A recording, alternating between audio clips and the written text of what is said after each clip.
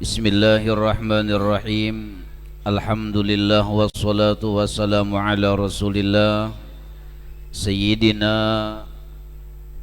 wa maulana Muhammad ibn Abdillah wa ala alihi wa sahbihi wa mawalah, amma ba'd.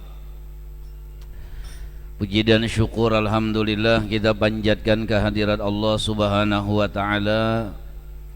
Kembali malam hari ini kita bersama-sama kembali dapat duduk di majelis pengajian kita.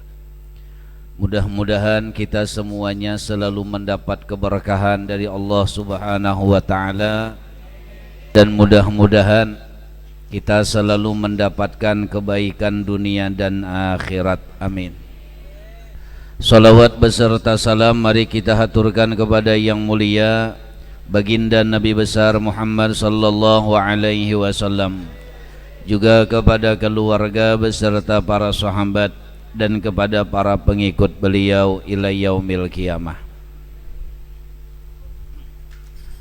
Jamaah sekalian yang dimuliakan dan dirahmati Allah, setelah Baginda Nabi Muhammad sallallahu alaihi wasallam dilahirkan dan beliau pun diberi nama dengan Muhammad, kemudian setelah itu junjungan kita Rasulullah sallallahu alaihi wasallam dipelihara atau dirawat oleh seorang perempuan yang telah ditakdirkan oleh Allah Subhanahu wa ta'ala, yaitu perempuan yang bernama Halimah As-Sa'diyah. Keberkahan yang didapatkan oleh Halimah begitu besar karena barakatil Mustafa, keberkahan baginda Nabi Muhammad sallallahu alaihi wasallam itu luar biasa. Di antara keberkahan itu, ketika junjungan kita Rasulullah tiba di kota atau di kampung Sa'ad, di saat itu kampung Bani Sa'ad ini sedang dilanda kemarau panjang. Tidak ada hujan, panas yang sangat luar biasa. Tapi ketika junjungan kita Rasul sampai di kampung Bani Sa'ad, dikala itulah Allah langsung menurunkan hujan begitu derasnya. Karena dimanapun baginda Rasulullah itu berada, pasti keberkahan Allah akan tampakkan di tempat itu. Halimah, orang kampung Bani Sa'ad, adalah perempuan yang dikenal dalam hidup kekurangan dalam ekonomi di keluarga. Dia rela menjadi seorang perempuan pengasuh bayi, tukang susu daripada bayi-bayi orang-orang Mekah. Karena keperluan dan tuntutan hidup, akhirnya dia pun rela menjadi seorang pelayan. Tapi takdir berkata lain, Allah telah mentakdirkan seorang perempuan pilihan yang menyusui baginda Rasulullah, yang air susunya diminum oleh baginda Rasulullah, yaitu adalah seorang perempuan yang bernama Halimah, orang kampung Bani Sa'ad. Halimah asalnya orang susah, Halimah asalnya orang miskin, Halimah asalnya orang yang sedang kekurangan ekonomi. Tapi dikala beliau memelihara daripada Rasulullah, di saat itulah Allah tampakkan keberkahan barakatul Mustafa, keberkahan Rasulullah di dalam keluarganya Halimah. Halimah jadi saudagar kaya, Halimah menjadi orang yang terpandang, Halimah menjadi orang yang mulia, dan Halimah memiliki harta yang berkelimpangan. Kenapa? Karena Rasulullah ada di dalam keluarga Halimah. Kiasnya apa? Kiasnya apa? Apabila hidup kita ini sudah mahabbah cinta dengan Rasulullah, maka semua keperluan yang kita cita-citakan pasti dikabulkan Allah. Apabila hati kita ini sudah selalu rindu dan cinta kepada baginda Rasulullah, maka semua keperluan yang kita inginkan akan dipenuhi oleh Allah. Apabila sudah hati kita nih mahabbah lawan Rasulullah, hati kita sudah bergantung lawan Rasulullah, hati kita ini sibuk dengan Rasulullah, hati kita ini sudah terlanjur cinta dan sayang dengan Rasulullah, maka akan hilanglah semua duka cita yang sedang kita hadapi. Barakatul Mustafa, keberkahan baginda Rasulullah itu luar biasa. Berapa banyak orang yang sedang memuji Rasulullah dapat berkah. Berapa banyak orang yang cuma mengamalkan salawat, membuka majelis dengan sekadar membaca salawat kepada Rasulullah, hitungan akal matematika, hitungan otak manusia, tidak mungkin dia bisa sampai ke makam Rasulullah berziarah. Tapi apa yang ia dapatkan? Dengan keberkahan memuji Rasulullah, dia bisa sampai mengalahkan orang yang banyak berduit daripadanya. Banyak guru-guru berkat memuji Rasulullah bisa sampai ke kota Madinah. Banyak ulama-ulama yang memuji Rasulullah, tidak ada hitungan mampu ke sana, tapi Allah memberikan keberkahan daripada barakatul Mustafa ini. Akhirnya dia bisa menunaikan ibadah haji. Kalah yang sugi-sugi, kalah yang banyak berharta. Kenapa? Disitulah Allah menggeretikakan hati orang yang berada. Ada orang berduit, ada orang yang kabul hajat, ada orang yang banazar. Bila tanahku laku, guru ai doakan barakat Rasulullah, barakat maulid habsi, barakat salawat, doakan gurulah mudahan tanahku laku. Bila laku, ku bawa pian bahaji, kabul barakat salawat. Ini namanya barakatul Mustafa. Wa ma arsalnaka illa rahmatan lil alamin. Itu Rasulullah. Bukti kedua, di mana letak barakatul Mustafa? Kalau melihat dalam riwayat, junjungan kita Rasulullah lebih gagah daripada Nabi Yusuf. Suaranya lebih merdu daripada suara Nabi Daud. Kekayaannya melebihi kekayaan Nabiullah Sulaiman alaihi salam. Tapi apa fakta yang kita lihat? Gagah Rasulullah, mukanya anta syamsun anta badrun. Engkau laksanakan matahari, engkau laksanakan bulan purnama ya Rasulullah. Tapi yang jadi pertanyaan, adakah orang yang gila gara-gara melihat wajah Rasulullah? Adakah perempuan yang luka jarinya gara-gara melihat wajah Rasulullah? Tidak. Nabi Yusuf gagah. Berapa perempuan yang hancur jarinya, luka jarinya gara-gara keasikan memandang wajah Nabiullah Yusuf. Nabi Yusuf berjalan, bibinian mengupas buah. Ketika memandang Nabi Yusuf, bukan buah yang dikupas tapi jari yang dipotong. Kenapa? Terkecoh dengan ketampanan Nabi Yusuf. Adakah pian melihat seorang Rasulullah Nabi Muhammad yang begitu luar biasa, tapi ketika orang-orang bercerita, orang luka karena memandang wajah Rasulullah? Tidak ada. Padahal gagahnya Nabi, tampannya Nabi lebih tampan daripada wajah Nabi Yusuf. Luar biasa. Suara Rasulullah lebih merdu daripada suara Nabiullah Daud. Nabi Daud ketika membaca kitab, ayam yang sedang makan langsung berstop. Makan, mendengar suara Nabi Daud berstop.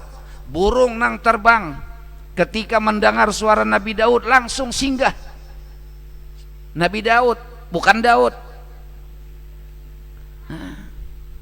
Ini suara Nabi Daud. Nabi Muhammad tuh kaya raya, tapi kita kenal kenapa beliau miskin. Dalam syair dalam syair Burdah, warawadat uljibal, malaikat bertawar, ya Muhammad, maukah Jabal Uhud, segunung Uhud nih, nah ku berikan kepadamu jadi emas semuan.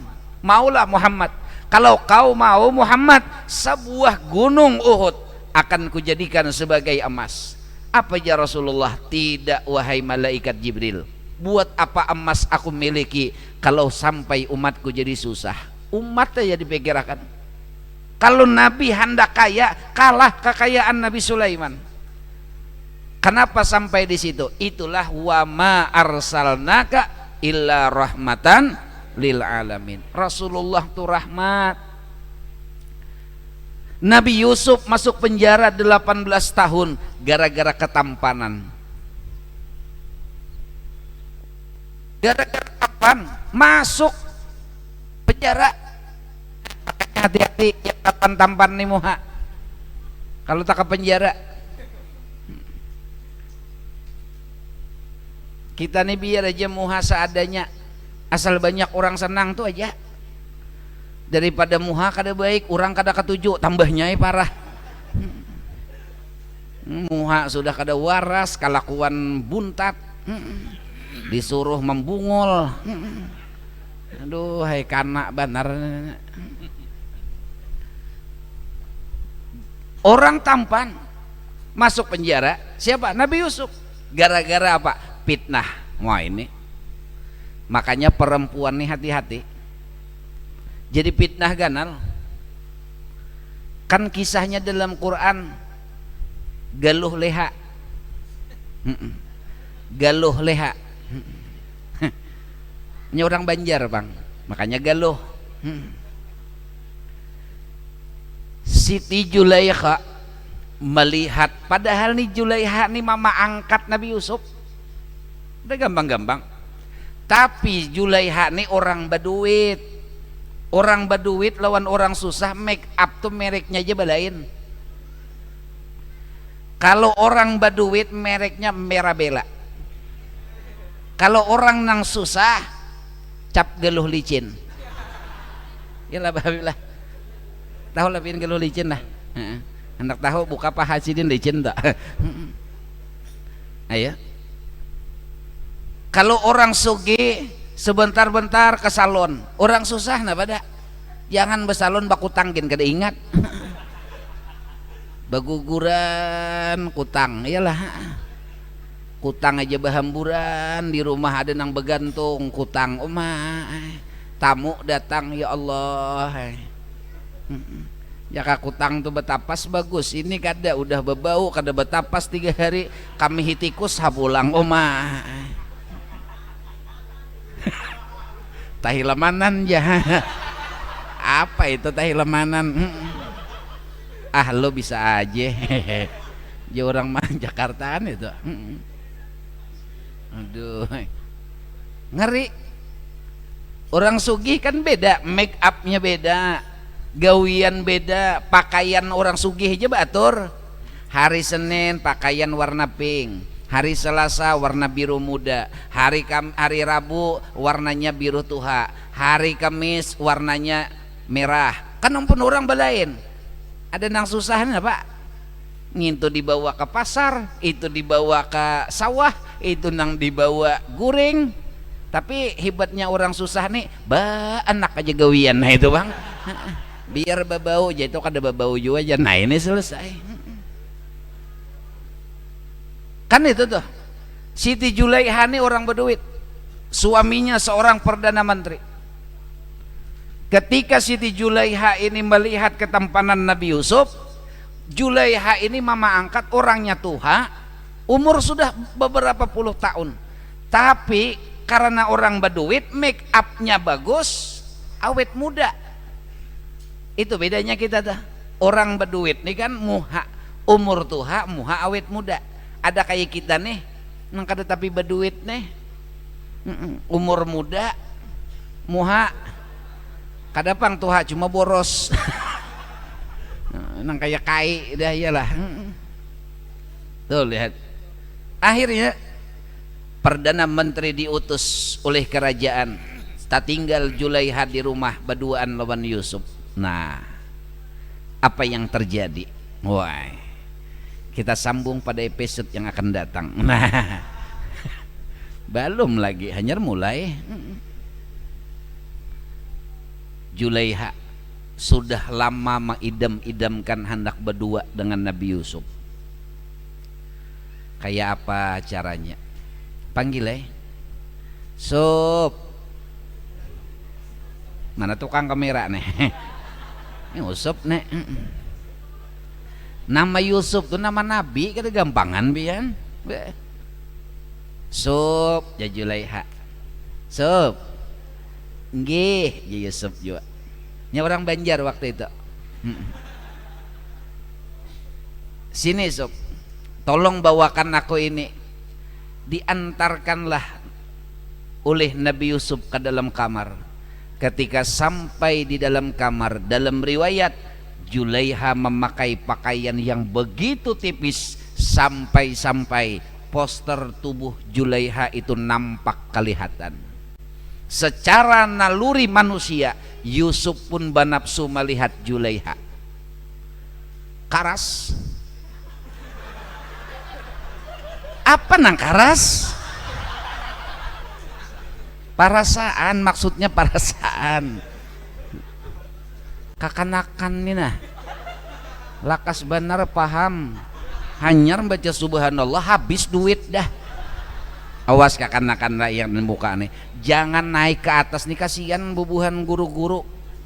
Ini jatah guru-guru bergantung di sini nih. Ikam ambil, kasihannya guru-guru. Guru mulai nang astagfirullah malirik sudah tahu lah.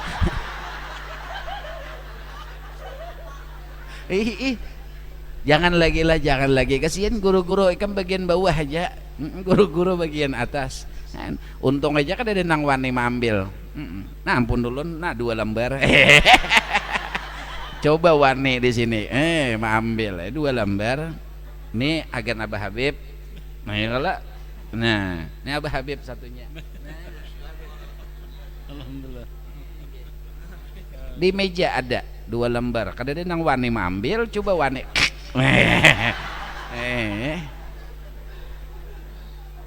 Itu berkah tuh ngarannya ya kalau. Mahandak dia 100.000 jadi Habib dulu bian. Tuh, kembali sampai mana tadi kisah? Gak diingat lagi. Karas diingatakan. Jangan nang karas diingatakan. Secara naluri manusia pasti yang ngaran nafsu. Nafsu nih kan kada kawa. Amun dinyatakan sudah, ya Allah. Kalau sudah nafsu tuh memuncak, kada kawa dia apai lagi. Bisa keluar seorang.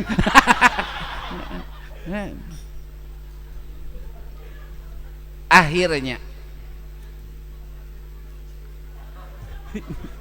nyaman benar tatawaan malam inilah. Akhirnya dikala itu Sup, Julaiha berabah di atas ranjang. Sup, sini. Maka lawan dalam bayannya, sini Sup. Ujar Nabi Yusuf, sini aja. Ulun mengantarakan di sini aja. Kada Sup, bawa akan ke sini. Nabi Yusuf, karena kan Nabi itu manusia juga, ada nafsu juga. Tapi di saat nafsu timbul, Allah yang menjaga akan kesucian para nabi itu. Di saat itulah ada 2 riwayat mengatakan, ada satu yang datang Jibril, ada yang satu mengatakan ayahnya Nabiullah Zakaria alaihi salam. Datang di hadapan, Sup, kau maju melayani Julaiha. Dicabut Allah pangkat kenabian kerasulan. Nikmat sesaat menghancurkan kehidupanmu sepanjang masa. Nabi Yusuf takutan, bulik Nabi Yusuf. Julaiha kada dapat, langsung ditarik oleh Julaiha. Dalam riwayat baju Nabi Yusuf sobek di belakang, rabit. sobek di belakang. Ketika asik berduaan di kamar, Nabi Yusuf menolak ajakan Zulaikha. Di saat itulah suami Zulaikha datang, tangkap basah. Nah, pas tertangkap inilah lidah bibinian tampar sako. Ini lidah bibinian nih, pintar membolak-balikan kata. Yang salah Zulaikha, yang membujuk Zulaikha, yang mengajak Zulaikha. Tapi ketika dia kepergok, bahasa Banjar apa kepergok tak Beb? Tatangkap basah, lidah kada betulang, langsung membolak-balikan kalimat. Ulun digoda oleh Yusuf. Tuh bibinian. Ayo tahuan balang. Ternyata lidah bibinian ini mulai zaman bahari kayak itu.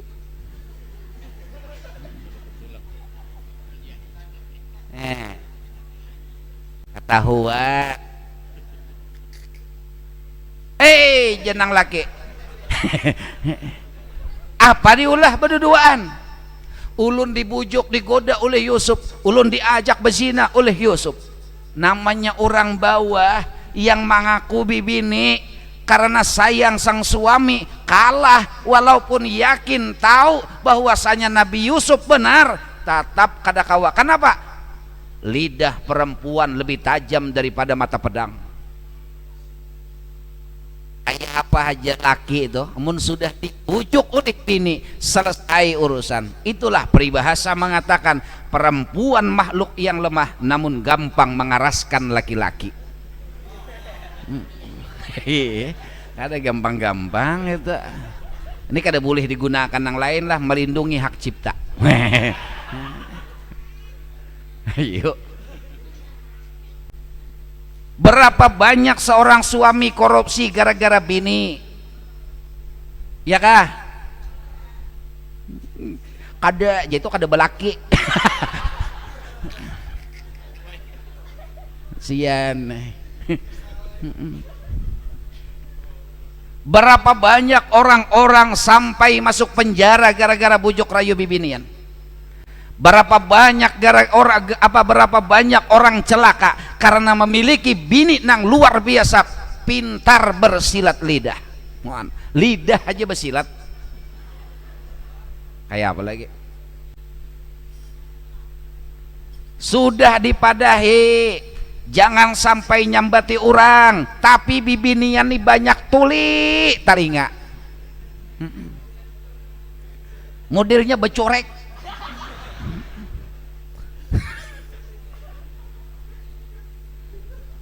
Berapa banyak lakinya ini hancur gara-gara bini. Berapa banyak laki naik pangkat gara-gara kebaikan bini. Berapa banyak laki jadi mulia gara-gara bini.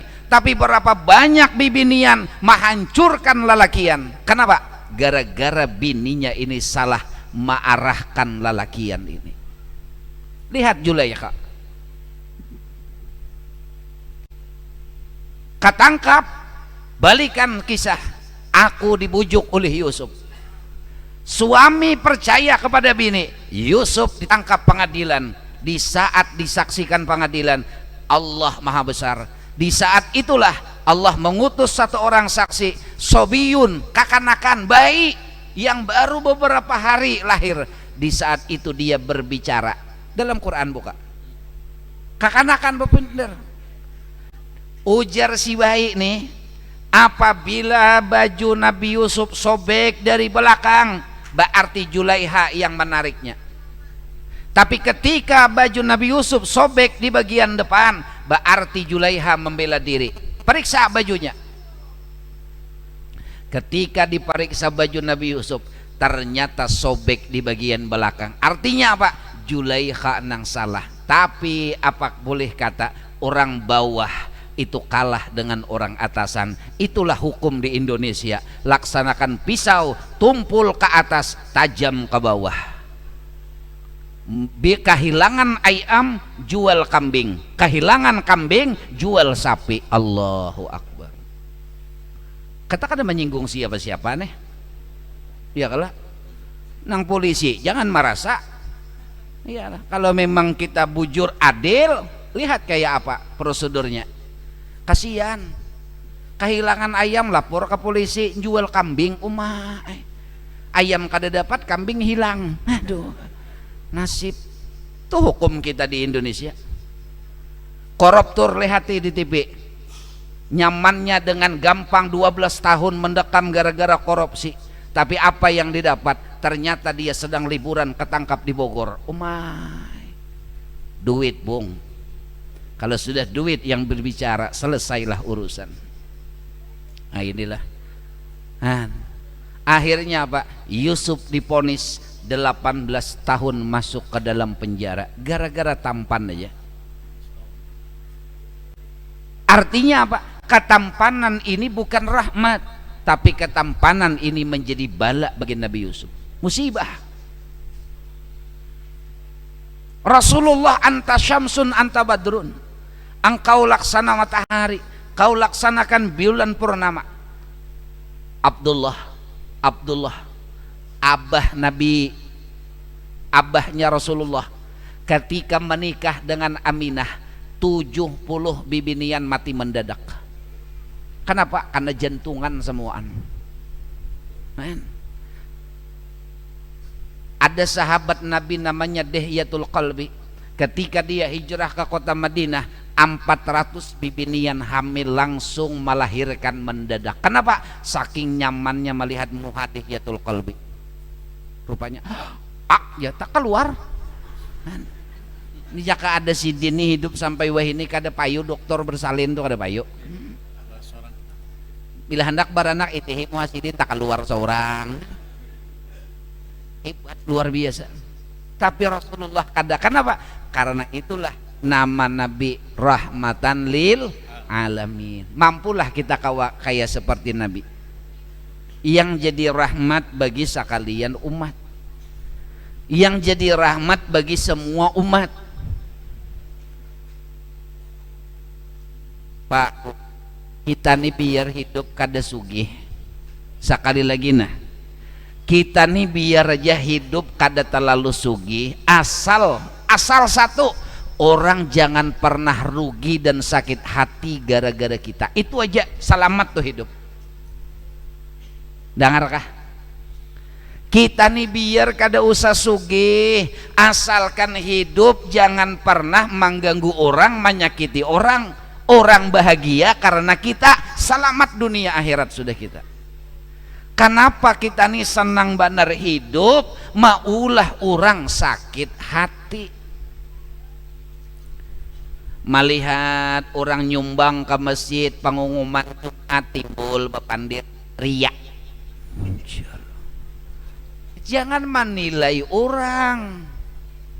Saurang sudah kada bersedekah, orang nang bersedekah pulang dipadahakan riak lah, kelewatan pintar pian toh. Bila kelewatan pintar tuh ya bungol ngarannya.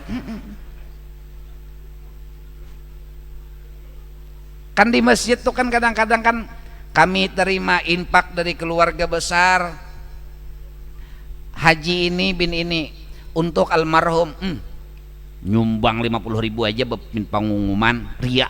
Oh jangan ada sekalimat aja nang keluar dari mulut kita tuh mencela orang, jangan. Ada kita nih kan senang benar mencelai orang tuh senang. Kita kada tahu isi hati manusia tuh kada nang tahu. Pian melihat misalnya bibinian nang kada pernah ke majelis nih, kada pernah turun ke majelis, lalu turun ke majelis, paling-paling mencari nang muha-muha guru nang gagah, ngujar, jangan.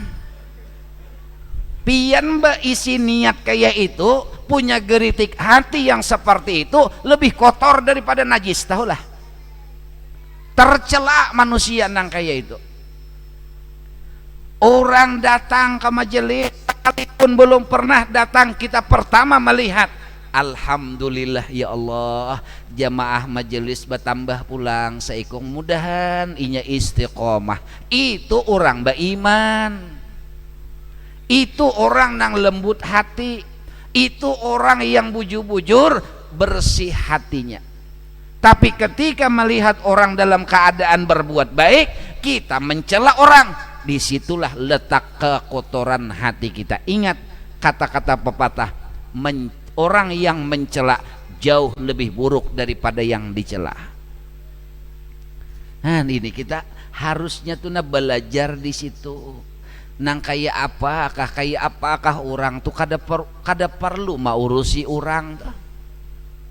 Makanya ulun tuh bay, Bu Ai, ini Abah Habib nih, takutnya Abah Habib nih, bila ulun nih rancak dengan beliau berangkat kemana-mana tuh, berangkat kemana, ke Malang Abah Habib lah, ke Surabaya sampai berumrah lawan Sidin.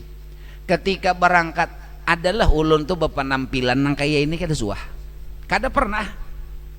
Bila ulun sudah keluar pada rumah bersalawar gaul, dangarakan tatawa nyaman bener tatawa aja gawian. baju biasa, baju kaos. Kenapa? Sedikit pun kadada hati hendak menampakkan beisi sesuatu, kada hendak sedikit pun kada mau supaya orang tuh tahu, kada mau.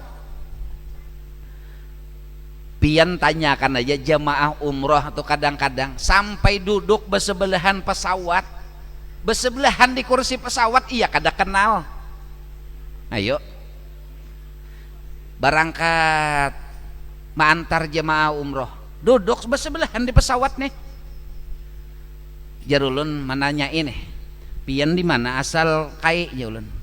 Aku jesidin orang Samarinda juga. Ikampang orang mana jesidin? Ayo bayangkan. Ikam orang mana aja sih, ya ulun sama orang Samarinda juga. Oh, di mana ikam berdiam aja sih, ya Allah dalam hati ulun kada pinandu karena memberi manasik hanya hendak tulak tadi. Nah ayo coba lihat, kenapa kada ada hati hendak bertampak-tampak tuh kada mau. Karena pesan guru ulun juga, hidup ini lebih baik duduk di makam sederhana, sesederhana mungkin. Jangan hendak batimbul haruan tuh, bila timbul unjuni orang, ya kah? Pikirakan orang bila haruan tuh timbul kepalanya, nah haruan cariakan orang unjun, cariakan orang cacing, tuh bakalan dapat orang kan? Kada mau. Mun sudah lepas pada malam Rabu, jangan harap pian bisa mengenali. Kadang ulun tuh duduk di situ nah, betukangan, kadang-kadang apakah duduk di situ makan iwak. Ada orang ke sini, mas iya aja ulun. Mana yang punya rumah ya aja ulun berjalan. Ayo lah.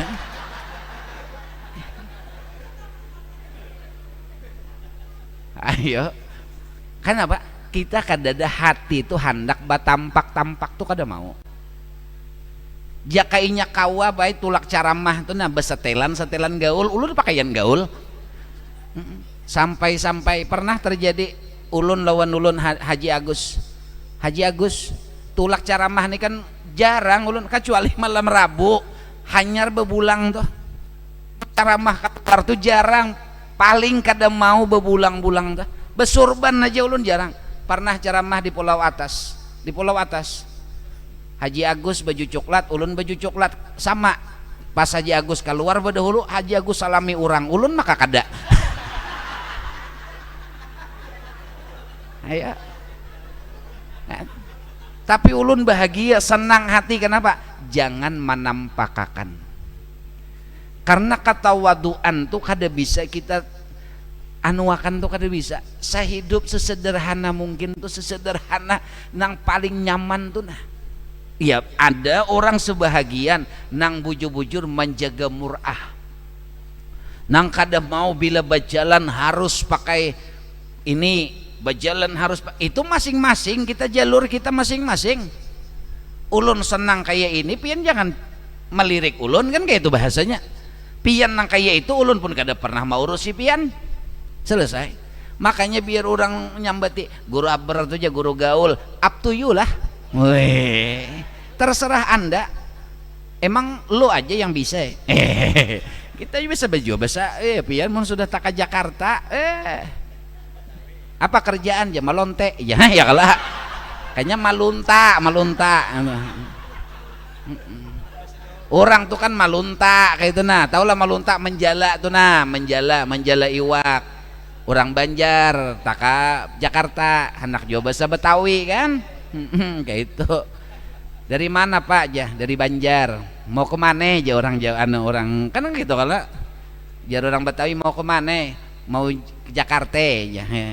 Asalnya dari mana Pak? Dari Berabe ya kan. Nah, di Berabe kerjanya apa Pak? Malonte ya. Nah itu tuh maksudnya tuh malunta itu nah. Cuma salah sih Din.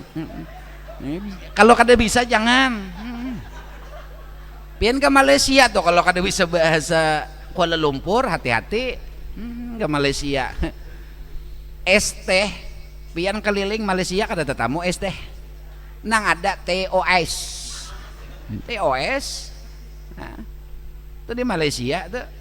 Nah, nak pergi mana? Nah, itu Malaysia tuh. Nak pergi mana? Nak pusing-pusing. Nah, ya. Jar Banjar yang kayak ini nih pusing kepala nih kan, pusing Banjar tuh kan ya nampak kunang-kunang tuh ya tuh kurang darah tuh kan kayak itu tuh bahasa nih harus juga kita belajar sedikit-sedikit supaya jangan salah.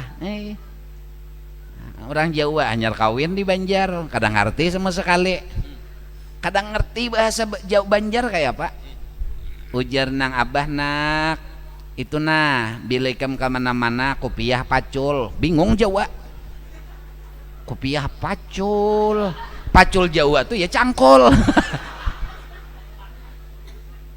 siannya iyalah kan kaja sedikit-dikit tuh harus belajar bahasa dikit-dikit belajar bahasa iyalah kan kembali pulang kita jadi luar biasa tuh jangan menampakkan hidup tuh alim biar cukup kayak pohon padi ya kalau padi itu ketika dia semakin berbuah semakin merunduk semakin berbuah semakin merunduk kayak itu orang berilmu tuh semakin berisi makin betunduk makin berisi makin betunduk dan kalau bisa tuh jangan berpilih-pilih kakawanan nah kayak apa kak orang asal baik ke lawan kita tagur biar inya nang pamabuk kah turusaninya mabuk turusaninya kita dalam hati berdoa makanya amaliyah wali itu macam-macam ada di antara orang wali gawian beliau itu setiap habis sembahyang subuh selalu duduk di depan rumah amalan wali nih duduk depan rumah ketika duduk di depan rumah siapapun yang lewat didoakan sidin ada nang lewat bersepeda menjual buah ya Allah mudahan engkau larisakan jualan sidin tu buah mudahan sidin tu dapat rezeki nang halal itu orang wali karena ada pulang nang lewat misalnya berdagang lamari misalnya ya Allah mudahan lamari yang dijual beliau tu nah laku didoakan karena ada yang lewat lagi berjual ikan didoakan ya Allah mudahan ikannya tuh nang dijual habis rezekinya berberkat ada nang lalu misalnya janda kada balaki ya Allah mudahan janda tuh lakas balaki ya kan gitu macam orang wali ada juga orang wali itu setiap subuh ke pasar gawian ke pasar tiap hari ke pasar kenapa ternyata ketika sampai di pasar beliau mendoakan ya Allah jauhkanlah pasar ini dari musibah jadikanlah orang yang di pasar ini jujur dan adil itu doa orang wali macam-macam makanya kita nih kada tahu isi hati manusia jangan suuzon sangka jahat lawan orang nah itu jangan rugi hidup kalau sangka jahat lawan orang tuh rugi. Nah kembali pulang kisah Rasulullah. Jadi Nabi itu barakatul Mustafa, orang yang luar biasa membawa keberkahan. Di saat junjungan kita Rasul ini sudah nampak berkah, 4 tahun hidup bersama Halimah, dikembalikan oleh Halimah, diantar ke Mekah. Disinilah perpisahan tersedih yang dialami oleh Halimah. Bawa Rasulullah ketika sampai di kota Madinah, di kota Mekah, bertemu dengan ibunda Rasulullah. Ujar Halimah dalam bahasa kita, Kak Aminah, aku kembalikan Muhammad kepadamu. Berat hatiku melepas akan merawat daripada Muhammad, karena Muhammad aku anggap melebihi anak kandungku sendiri. Dia sangat aku sayangi, dia sangat aku cintai, wahai Kak Aminah. Tapi karena aku cuma sekedar perawat dan engkau adalah ibu kandungnya, maka tetap seberat apapun aku harus tetap mengembalikan daripada Muhammad ke dalam pangkuanmu. 2 tahun hidup bersama ibunda tercinta. 2 tahun Rasulullah hidup bersama ibu, disayang oleh Aminah, dipeluk oleh Aminah, dibelai oleh Aminah, dicintai luar biasa oleh Aminah. Rasulullah merasakan bagaimana dekapan cinta seorang ibu. Rasulullah merasakan bagaimana kasih sayang seorang ibu di kala itu. 2 tahun berlalu junjungan kita Rasul dengan sang ibu. Inilah detik yang paling menyedihkan, ketika junjungan kita Rasul berumur 6 tahun. Ketika Rasulullah sallallahu alaihi wasallam berumur 6 tahun, dikala itu beliau sedang asyik bermain dengan anak-anak seumuran dengan Rasulullah. Kebiasaan penduduk Mekah, mereka itu bekerja berdagang keluar, 1 bulan, 2 bulan, 3 bulan mereka akan pulang kembali ke kampung halaman. Kawan-kawan Rasulullah yang seumuran ketika asyik bermain dengan kekawanan, di saat itulah ayah-ayah dari kekawanan Rasulullah ini datang dari berdagang, masing-masing membawa oleh-oleh kepada anaknya. Di saat itulah satu orang, nak ini mainan buat, nak ini bapak belikan dari negeri Syam, nak ini bapak belikan dari negara ini, nah ini hadiah buat kamu. Ketika Rasulullah melihat, di saat melihat memandang seorang anak diberi hadiah oleh seorang ayah, mereka gembira luar biasa. Menetes air mata Rasulullah pulang ke rumah, berjauh dari kerumunan, datangi mama, mak, sambil memegang-megang tangan Aminah. Mak, ayahku di mana, mak? Ayahku di mana, mak? Kakawananku, mak, tuh teman-temanku, mak, mereka sedang asik diberikan hadiah oleh abah-abahnya yang baru pulang dari berdagang.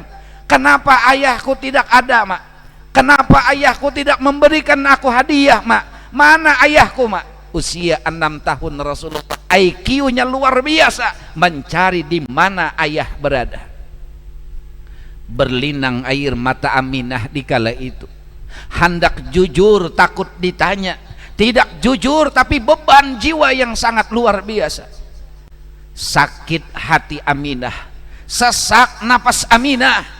Di saat yang demikian itulah Aminah berpikir, aku harus menjawab pertanyaan anakku Muhammad. Usia Nabi 6 tahun, cerita yang paling menyedihkan. Di saat yang demikian, minta izin Aminah dengan abah mertua Abdul Muthalib, kaiknya Rasulullah. Bah, ya Aminah, ulun minta izin, bah. Isuk pagi ulun hendak berangkat, bah, menuju Madinah. Ke Madinah, Aminah? Iya, bah. Bersama siapa kau ke Madinah? Ulun ini bahai rasa-rasanya umur kada panjang jar Aminah. Ulun hendak membawa Muhammad ke Madinah, hendak memperkenalkan dengan keluarga di Madinah.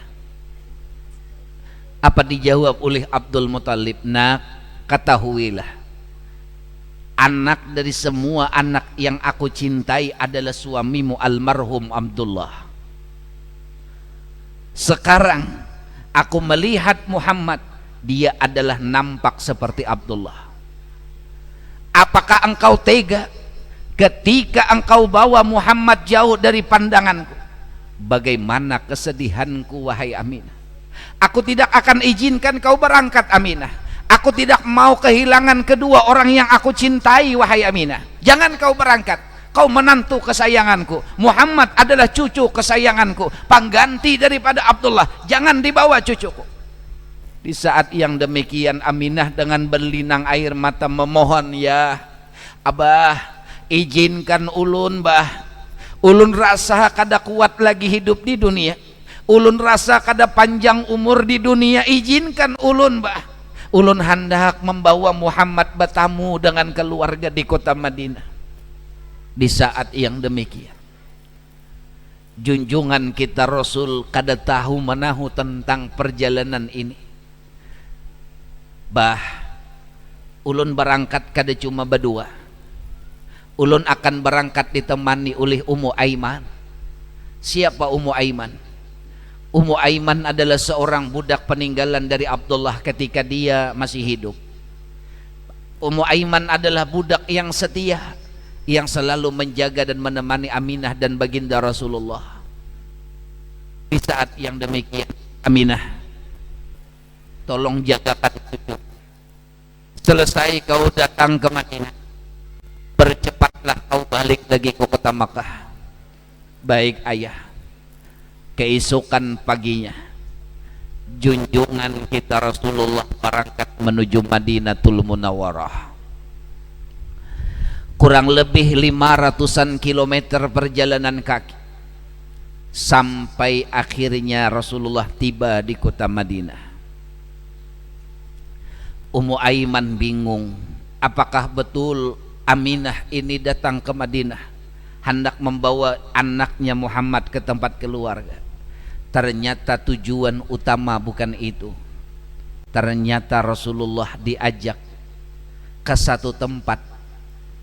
Aminah bertanya, Tuan, adakah pian di antara semua ini yang kenal dan ingat orang yang bernama Abdullah? 6 tahun yang silam dia adalah seorang pemuda yang berasal dari kota Mekah. Dia adalah seorang laki-laki yang berasal dari kota Mekah. Dia berdagang ke negeri Madinah, dan dia pun sakit dan meninggal dunia. Ingatkah pian? Mungkin ada di antara pian yang tahu. Ujar orang, kau siapa? Aku adalah Aminah. Oh, bininya Abdullah kah? Iya. Baik, akan kami tunjukkan. Di saat Aminah diantar oleh orang Madinah ke makam Abdullah, Aminah, di samping batu itulah jasad suamimu dikubur 6 tahun yang silam. Muhammad kecil berumur 6 tahun menyaksikan seorang mama yang sedang duduk di tepi batu dengan berlinang air mata yang tiada berhenti. Di saat Rasulullah melihat, kenapa mamaku jadi menangis? Apa yang membuat ibuku jadi menangis? Didekati oleh Rasul. Ketika di samping Rasulullah, dia pegang tangan mamanya. Ma, ada apa mak? Kenapa mama menangis? Apa yang terjadi mak? Kenapa mama diam di samping batu menangis?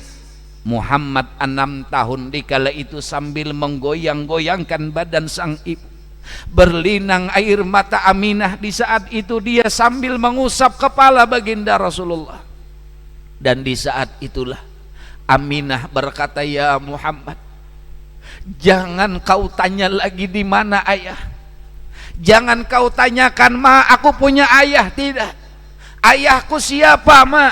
Di mana ayahku? Jangan kau ulang lagi Muhammad.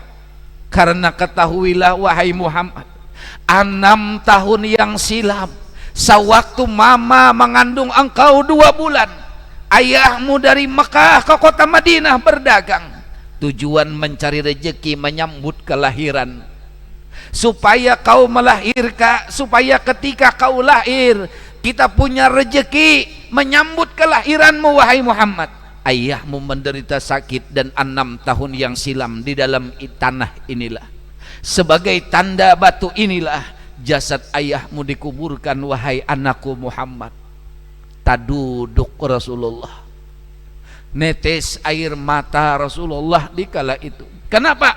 Karena tersinggung dengan ucapan mama, ayah meninggal karena mencari rezeki buat menyambut kelahiranmu wahai Muhammad. Di saat itulah tetesan air mata baginda Rasulullah, ayah,